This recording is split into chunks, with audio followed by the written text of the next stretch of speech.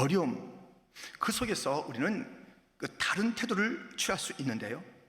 어떤 태도가 있을까요? 같은 감옥에 있어서 두 죄수가 그 자리에 있는데, 한 사람은 감옥에 있는 그 창살을 보며 저 창살 내가 벗어날 수 없어, 힘들고 어렵다 하고 창살만 바라보고 절망을 탄식하는 사람이 있는가 하면, 그 밖에 보니까 구름이 지나가요, 새가 지나가요. 야, 나도 저 구름처럼, 나도 저 새처럼 자유를 맛볼 그날이 있을 거야 하면서 그 가운데 소망을 가질 수도 있는 것입니다. 오늘 본문에 이스라엘 백성은 지금 이런 상황입니다. 스가랴서 아니겠습니까? 이 스가랴 선지자는 이스라엘 백성들이 바벨론 포로에서 1차, 2차, 3차로 귀환할 때에 1차에 귀환했던 그때 수룹발벨, 여호수아 지도자들과 함께 학개 선지자, 그리고 이 스가랴 선지자가 돌아왔습니다. 오랫동안 그 포로의 삶에서 돌아와서 그들이 가장 큰 소원이 무엇이냐면 성전, 허물어진 성전을 다시 세우는 것입니다. 처음에는 뭐 좀 해볼까 했는데, 야, 이거 우리 해봤자 옛날에 그 솔로몬의 그 성전과 같겠어 하면서 이래저래 마음이 가라앉고, 무엇에 열심히 했냐? 자기들 집을 짓는데 열심히 했어요. 주님께서 너무 마음이 아파서 야야야야, 너희들 집은 잘 짓는다, 내 성전은 어떡하고? 그렇게 기다렸던 포로에서 돌아와 성전 건축할 수 있는 그 시간에 엉뚱하게 다른 것에 관심을 갖는 그 일들을 가슴 아파하시는 하나님께서 학개 선지자를 통해서, 또 스가랴 선지자를 통해서 말씀도 하시고 새로운 환상 비전들을 보여주시곤 했습니다. 그래서 성전이 건축된 거예요. 다시 돌아왔죠. 포로 생활에서 돌아왔어요. 건축했어요. 다 됐잖아요. 다 되긴 더 힘든 거예요. 이들이 더 깔아앉은 거예요. 신앙이 깔아앉고 무엇인가에 눌려 있는 거예요. 기쁨도 사라지고 감사도 사라지고 주의 영광을 보는 일도 없어지고, 또 주변의 여러 가지 상황들을 보니 자기들 그 옛날의 왕들의, 또 바벨론에서 겪었던 그 왕, 새로운 그 바사, 페르시아의 그 왕들, 뭐 여러 가지 또 그 밖의 나라들의 그 상황 속에서 계속 편치가 않는 거예요. 이런저런 생각 가운데. 그래서 물리적으로는 포로 생활이 아닙니다. 어디 감옥에 있는 것이 아닙니다. 그러나 영적으로, 마음적으로 깔아앉아 있고 눌려 있는 그들을 향하여 말씀하시는 주님께서 이런 말씀하시는 것이에요. 갇혀 있으나 소망을 품은 자들아. 갇혀 있으나 소망을 품은 자들아. 절만 소망을 품고 있었을까요? 그 여러 가지 정황을 보면 소망을 꽉 품고 있는 것이 아니라 의심, 걱정, 뭐 그늘이 아직까지 있었어요. 근데 주님께서 그들을 부르실 때 갇혀 있으나 소망을 품은 자들아, 이렇게 말씀하시는 거예요. 얼마나 놀라운 말씀입니까? 얼마나 긍정적인 말씀입니까? 정말 얼마나 소망 있는 말씀입니까? 그렇게 불러주는 거예요. 갇혀 있으나 소망을 품은 자들아, 소망을 가진 너희요, 이렇게 말씀해 주시는 거예요. 그러니까 무엇이라 부르는가, 어떻게 평가하는가, 너무너무 중요합니다. 이춘선 할아버지, 그분은 맨발의 전도자였습니다. 뭐 꽤 오래됐죠. 그런데 그분이 그렇게 맨발로 예수님을 증거하는, 나는 예수님 다시 오시기 전까지 신발 안 신겠어 하면서 맨발로 뭐 겨울이나 여름이나 봄이나 가을이나 다녔던 그런 할아버지, 그 영상이 있더라고요. 누군가 이렇게 만나서 찍은 영상이 있는데, 그분은 전도를 할 뿐만 아니라 청년들을 만날 때마다 이렇게 불러요. 그 청년 알겠어요? 근데 뭐 약간 어깨를 느리고 다니고 뭐 이렇게 다니고 뭐 초점이 없이 날 때 딱 남자를 보면 안중근, 제가 안중근이라고 했습니다. 예. 무슨 말? 안중근, 유관순, 안중근, 유관순 하면서 불러주는 거예요. 그 청년이 깜짝 놀라고 뭐 지나가기도 하고 아마 많은 생각을 했을 거예요. 뭔가 역사의식도 없고 삶의 의미도 없는 것 같은 그런 삶 가운데 어떤 어른이 너는 안중근, 너는 유관순, 이렇게 불러준 거예요. 하나님이 이들을 이렇게 부른 거예요. 갇혀있으나 소망을 품은 자들아. 왜 그들뿐이에요? 오늘의 우리도 지금 갇혀 있는 거 아니에요? 버젓이 이 자리에 있고 각 가정에 있습니다만은 가난에 팬데믹에 그래서 두려움도 또 여러 가지 뭐 참 원치 않는 그런 질병들 또 관계들 자기 여러 가지 습관 가운데 묶여 있음, 죄가 아직까지도 자기 갖다가 이렇게 감옥같이 이렇게 막 올가매고 있음, 이런 많은 것들에 지금 눌려 있는 거 아니에요? 근데 주님께서 우리에게도 말씀하시는 것입니다. 갇혀 있으나 소망을 품은 자들아.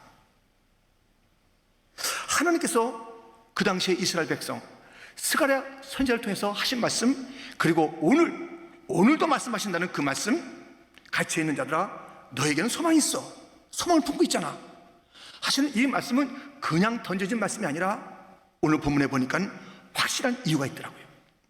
하나님께서 그렇게 말씀하실 이유가 있더라고요. 갇혀 있으나 소망을 가지고 노래하고 기뻐할 그 이유가 있는 것을 주님께서 친히 말씀하셨어요. 그 당시에도 또 오늘의 우리에게도 우리 한번 그 말씀을 들어봐요. 무엇 때문에 하나님께서 너에게는 소망이 있다니까 그렇게 말씀하시는지. 그 첫 번째입니다. 그분이 오셨다는 것입니다. 그분, 메시아, 구원자, 그분이 오셨다. 사실 그 당시에는 스가랴 오늘 본문에는 아직 그분은 예언으로 오신 예언되어 있습니다. 메시아가 어떻게 해요? 보세요. 9절 말씀. 시온에 따라 크게 기뻐할지어다. 예루살렘에 따라 즐거이 부를지어다. 보라 네 왕이 내게 임하시나니 그는 공의로우시며 구원을 베푸시며 겸손하여서 나귀를 타시나니 나귀의 작은 것 곧 나귀 새끼니라. 지금 예수님의 그 모습 가운데 예루살렘 일상하시는 그 모습을 그대로 지금 표현하고 있지 않습니까? 지금 예언하고 있는 거예요. 여러 선지자를 통해서 예언된, 아니 저 창세기 3장에서부터 예언된 여자의 후손으로 오실 그분에 대한 이야기가 오늘도 예언으로 나와 있습니다. 예언했는데 메시아가 올 것인데 지금 크게 기뻐하라는 것이에요. 크게 즐거워하는 것이에요. 너희에게 소망이 있다는 것이에요. 그분이 오시니까. 그분은 진정한 왕이에요. 여태까지 보았던 왕과 다른 분이에요.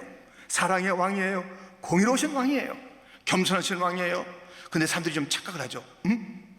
왕이라고? 근데 어떻게 저 모습이 뭐야? 작은 나귀 새끼 타고 오시는 모습이 뭐야? 멋진 준말을 타고 또그덕 하고 오셔야지. 저게 무슨 모습이야? 마곡간에 오셨다고? 나세렛 총동리에서 자라나신다고? 목수의 아들이라고? 와, 그렇게 거짓말 하면 되나? 하면서 많은 사람들이 믿지 않은 거예요. 하나님께서는 예언자를 통해서 말씀하십니다. 내가 보내는 메시아 내 아들은 겸손하고 나귀 새끼를 타고 임하지만 그가 진정한 왕이다. 그가 너희를 갇힌 데서 자유케 할 참 자유를 줄 그런 메시아다. 그러므로 기뻐하라. 지금 기뻐하라는 지금.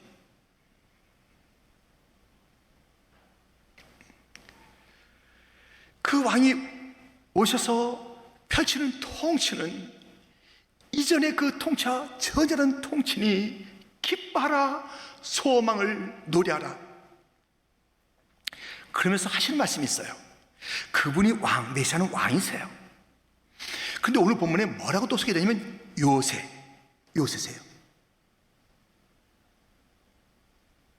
그래서 너희들이 이제는 그만 감옥에 있고 갇힌 데 있지 말고 요새 그분에게로 가라라는 말씀을 하고 있습니다. 12절. 갇혀 있으나 소망을 품은 자들아 너희는 요새로 돌아올지니라. 내가 오늘도 이르노라. 내가 네게 갑절이나 갚을 것이라. 갇혀있는 자들아, 눌려있는 자들아, 감옥이 너의 그 마지막 자리가 아니다. 요새로 옮겨가. 너에게 임하시는 그런 메시아는 왕이시며 요새, 누구도 건들 수 없는 피난처, 영원한 반석, 그분에게로 돌아가라는 것이에요. 모든 인생은 고통 가운데, 절망 가운데, 실패 가운데, 낙심 가운데, 죽음 가운데, 지옥 가운데 있는 것이 모든 인생입니다. 거기서 벗어나 예수께로 가기만 하면 삽니다. 예수님이 오셨습니다. 예수님은 우리의 요새십니다. 우리의 산성이십니다. 예수님에게로 가면 우리 하나님께서 그의 생애 전체를 후회해 주시고 우리 하나님께서 승리의 역사를 예수님에게 피한 자에게 주시는 것입니다. 본문 15절 상반절, 만군의 여호와께서 그들을 호위하시리니 그들이 원수를 삼키며 물맷돌을 밟을 것이며. 예수와 함께 있는 자 피할 수가 없습니다. 예수에게 피한 자가 망할 수가 없습니다. 우리 주님께서 보낸 그 메시아, 하나님의 아들, 영원하신 요새, 그분에게 피하면은 우리 하나님께서 그의 인생을 책임져 호위해 주시고 도와주시고 지켜주시고 힘을 주시고, 할렐루야. 아무것도 두려워 말라. 주 나의 하나님이 지켜주시네. 놀라지 마라, 겁내지 마라. 주님 나를 지켜주시네. 내 마음이 힘에 겨워 지칠지라도 주님 나를 지켜주시네. 세상의 험한 풍파 몰아칠 때도 주님 나를 지켜주시네. 주님은 나의 산성, 주님은 나의 요새, 주님은 나의 소망, 나의 힘이 되신 여호와. 우리 주님은 말씀하십니다. 갇혀 있구나. 그런데 너희는 소망이 있어. 왠지 알아? 잘 들어봐. 너에게는 영원한 소망, 영원한 요새, 내 아들 메시아가 너에게 임한다. 사는 퀸즈장의 성도들아, 너에게 이미 이 예수가 임했다. 갇혀 있지 말아라. 절망하지 말아라. 옮겨가라.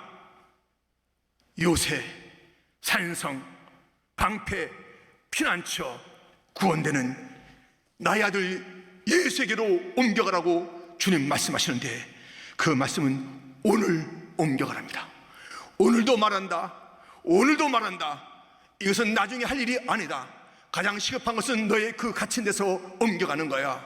너의 자리를 옮기는 거야. 너의 위치를 옮기는 거야.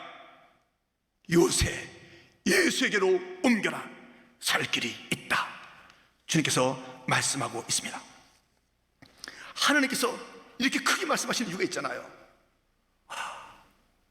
갇혔으나 소망을 품은 자라고 긍정적으로 말하는 그 이유가 있으니, 그분 메시아가 오실 것이고 우리에게는 이미 오셨고, 왜 절망하십니까? 왜 탄식하십니까? 왜 갇혀 있습니까? 상처와 실망, 낭패, 이것은 다 우리 것이 아닙니다. 이제는 다 떨쳐내시고 예수께로, 예수께로, 예수께로. 우리 하나님께서 갇혀있으나 소망을 품은 자라고 이렇게 말씀하시는 그 첫째 이유는 바로 그분이 오셨기 때문이며, 두 번째 이유가 있습니다. 그 날이 왔기 때문인 것입니다. 그 날이 왔습니다. 우리 주님께서 이제 그분 예수님을 보내주셨을 뿐만 아니라 그 날을 선물해 줬는데, 그 날이 어떤 날인지 오늘 볼까요? 16절 17절, 이 날에 그들의 하나님 여호와께서 그들을 자기 백성의 양떼같이 구원하시리니 그들이 왕관의 보석같이 여호와의 땅에 빛나리로다. 그의 형통함과 그의 아름다움이 어찌 그리 큰지, 곡식은 청년을, 새 포도주는 처녀를 강건하게 하리라. 그날, 와, 놀라운 그날입니다. 그날이 왔다는, 지금 그분 예수님과 함께 그날이 오는 거예요. 예수님 오셨다면 그날도 온 거예요. 이 그날이 점점점 풍성해져서 마지막 재림의 때에 그날의 극치를 우리는 맛볼 거예요. 이미 그날은 온 거예요. 어떤 날이에요? 구원의 날이 왔습니다. 보석같이 빛나는 날이 왔습니다. 형통의 날이 왔습니다. 아름다운 날이 왔습니다.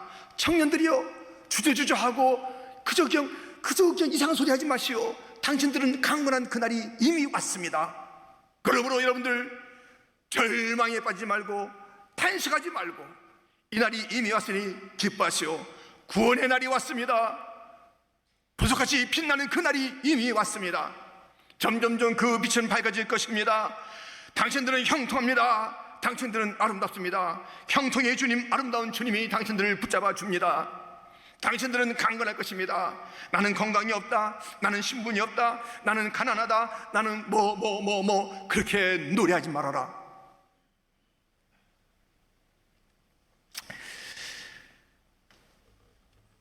여러분, 혹시 오노다, 중국말이 아니라 일본말이죠. 오노다 아십니까?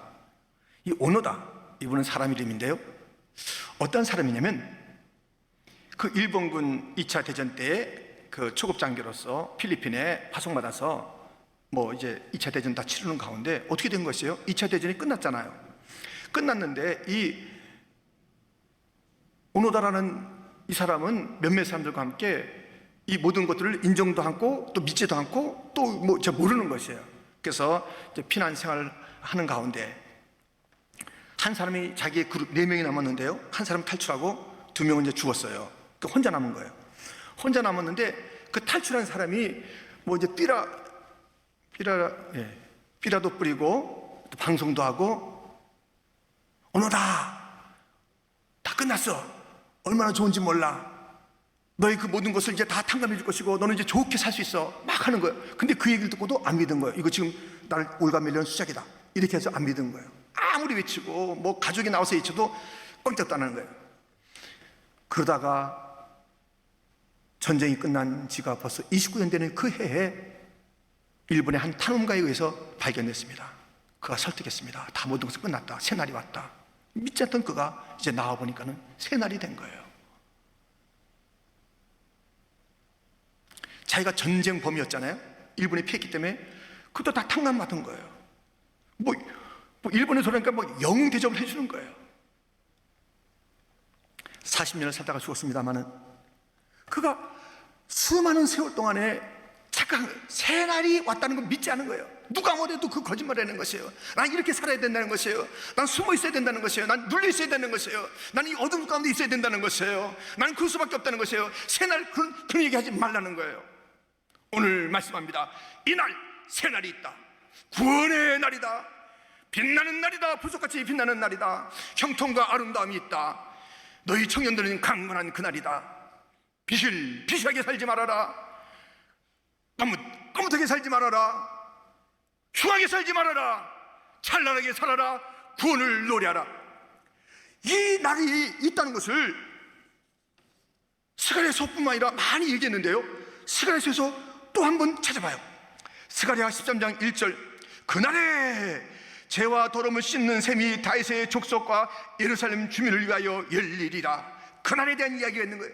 예수님이 오시는 그날, 메시아가 임하시는 그날, 그분이 오시는 그날, 죄와 더러움을 씻는 셈이 열리리라. 예수님이 오셔서 죄 더러움을 다 씻어주시고 영생의 샘을 마시게 하지 않았습니까? 그것을 미쳐버렸던 여인이 있습니다. 그래서 계속 눌려있던 자, 구약적 사고방식을 가지고 살고 있었던 여인이 있습니다. 그날에 대한 이야기, 그날이 어떤 날이라고요? 생명수가 흐르는 그날이 올 것이다. 예수님이 오셔서 이미 그 생명수를 마시라고 하고 있는데, 그날의 도래를 알지 못했던 한 여인, 사마리아 수가성의 여인, 그가 주님 만났을 때 주님께서 이렇게 말씀하십니다. 요한복음 4장 14절, 내가 주는 물을 마시는 자는 영원히 목마르지 아니하리니 내가 주는 물은 그 속에서 영생하도록 솟아나는 샘물이 되리라. 그날에 대한 예언이 성취가 된 거예요. 오셔서 주님은 모든 죄를 씻고 모든 더러움을 씻고 죽음을, 그리고 모든 저주를 다 끊어내는 그런 생명수를 주신 거예요.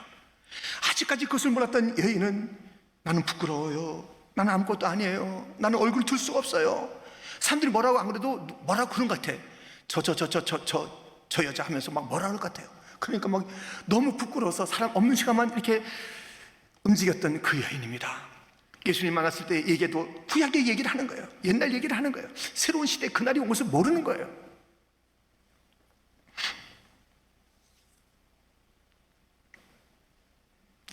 이 새날이 이르기 전에, 곧 샘이 없기 전에 어떻다고요? 오늘 본문 11절에 또 너로 말할진대 내 언약의 피로 말미암아 내가 내 갇힌 자들을 물 없는 구덩이에서 놓았나니. 물 없는 구덩이에요.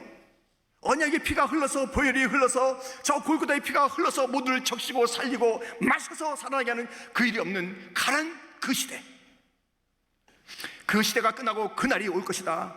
주님께서 말씀하고 우리에게는 그날이 왔다 이거예요. 아직 오지 않았는데 그날 약속하면서 크게 기뻐하라 즐거워하라 하신 주님은 우리에게 어떻게 말씀하시겠습니까? 아직 오지 않은 그날, 그분, 그 이야기를 가지고도 크게 기뻐하신 주님은 우리에게 지금 어떻게 말씀하시겠습니까? 왜 얼굴을 찡그리고 있느냐? 왜 그렇게 기뻐하지 않느냐? 오늘도 기뻐하라, 감사하라 찬양하지 않았어요? 왜? 주님이 놀라시는 거예요. 아니, 이런 날이 너에게 임했는데, 메시아가 와서 그 피를 흘려서 이 날을 만들었는데 아직까지도 뭔가 눌려 있는 거예요. 아직까지도 뭔가 안 된다는 거예요. 아직까지도 스스로 갖다 이렇게 그렇게 낮게 처신하고. 여러분들, 우리 그런 자 아닙니다. 여러분들 별명이 뭡니까? 별명 있죠? 예, 뭐 물어봤으면 좋겠는데 지금 시간이 없어가지고. 예, 별명이 다 있을 건데 어떤 별명 가지고 있어요?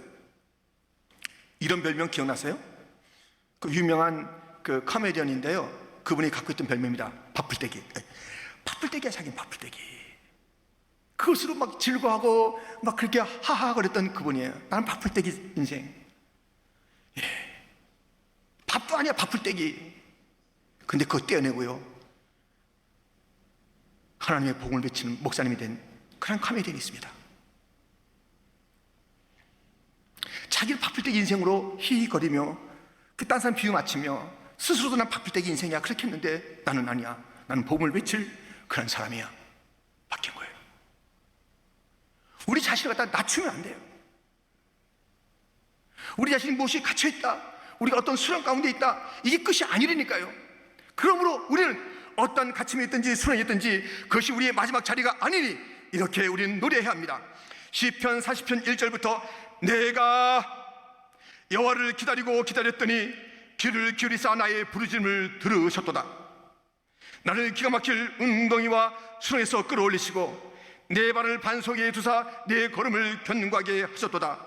새 노래 곧 우리 하나님께 올릴 찬송을 내 입에 주셨으니 많은 사람이 보고 두려워하여 여호와를 의지하리로다. 기가 막힌 수렁 속에서 이것이 나의 마지막 자리라고 생각하지 않고, 나는 주님께서 나의 기도를 들으셨으니 이제 나는 건져 주신 거야, 나는 여기서 할 게 있어 새 노래로 주를 부르리라. 깊은 감옥 수렁에서 바울과 실라는 찬송했습니다. 많은 사람들이 놀랐습니다. 두려워했습니다. 하나님을 믿게 됐습니다. 간수장도 하나님을 믿게 됐습니다. 오늘 시편의 그 말씀도 무엇이에요? 내가 찬송 부를 때 수렁에서 갇혔을 때 끙끙거리고 아파하고 끝났다 그러고 절망하고 모르겠다 그러고 그렇게 하는 것이 아니라 새 노래로 부르자. 새 노래로 부르자. 깊은 웅덩이와 수렁에서 건져주시고 나의 발을 반석 위에 세우시사 나를 경고케 하셨네. 새 노래로 부르자 랄랄라. 많은 사람이 떠는 거예요. 어떻게 해서 저 사람은 수렁에 있는데, 수에서 막 건져놨는데 이제 뭐 별거 아닌 인생 같은데 어떻게 저렇게 찬송하는가. 세상이 두려워하고 떠는 것입니다.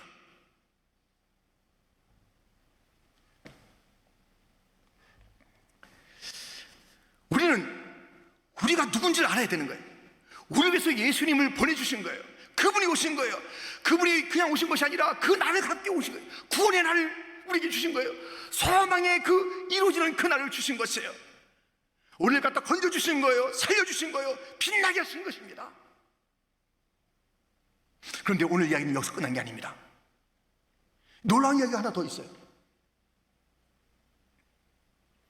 야, 너희들 같이 있지만 소망을 품은 자 맞지? 내가 그분을 보냈잖아. 내가 그날 너에게 줬잖아. 이 놀라운 선물을 가지고 아직까지도 너 징징 울 거야? 하시는 주님께서 이런 말씀을 더 하시는 거예요. 지금 이 시대적인 배경은 말씀드린 대로 바벨론에서 이제 돌아오게 되는데요, 이 바벨론이 이 바사 페르시아에 망합니다. 그래서 고레스 왕이 돌려보내는 거예요. 그래서 1차로 들어와서 지금 성전 건축에 대한 메시지를 전하고, 지금 오늘의 메시지가 이제 적혀 있는 것입니다. 예언적 메시지가 적혀 있는 것이에요. 그래서 이들이 아직까지 여러 가지 그 눌림이 많이 있다는 것을 말씀을 드렸잖아요. 근데 가장 아직까지 파워풀한 그 나라는 그 지나간 나라 아수르, 바벨론 다 지나가요. 다 지나가. 근데 지금 이 바사라는 그 나라에 눌림이 있는데 하나님께서 이런 말씀하시는 거예요. 헬라가 있대. 헬라. 아직 헬라가 등장하지 않았는데 헬라, 그리스, 헬라가 있다는 거예요. 헬라가. 사실은 이 모든 그 나라들은요 다 지나가는 거예요. 뭐 애굽도 지나가고 다 지금 말씀드린 제국이 다 지나가는 거예요. 헬라가 아니 바사를 이렇게 페르시아를 이겼어요? 또 로마에 당하는 거예요. 로마 또 다 끝났잖아요. 다 이 세상의 제국들은 다 끝나는 거예요. 근데 이제 이 등장할 이 헬라는 그 당시에 어마무시한 그런 나라였다고요. 그 나라가 등장하는데 너희들의 시대는 이제 이 감옥 같은 세상 속에서 메시아를 기대하고 소망하고 그날을 감사하고 감격하면서 크게 기뻐하라 말씀하셨는데요, 너희의 자녀 세대는 헬라를 만날 거예요. 그러므로 너희 자녀 세대들이 그 헬라를 이기기 위해서는 이렇게 돼야 됩니다. 13절, 내가 유다를 당긴 활로 삼고 에브라임을 끼운 화살로 삼았으니 시온아, 내가 네 자식들을 일으켜 헬라 자식들을 치게 하며 너를 용사의 칼과 같게 하리라.